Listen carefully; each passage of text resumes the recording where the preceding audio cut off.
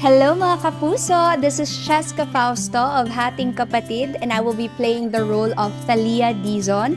Well, si Tali or Thalia Dizon, childhood niya medyo naging rough kasi binubuli nga siya ng mga classmates niya and even mga kapitbahay niya na bakit mukha siyang morena ang puti-puti ng kapatid niya and then ng nanay niya. So, medyo rough yung pinagdaanan talaga niya. So, nagkaroon siya ng insecurity sa sarili niya at syempre galit na rin kasi naglulong siya for the love of a father, siguro financial stability with the family na hindi niya nahahanap yun sa pamilya na meron siya ngayon. Kaya ganun yung galit niya.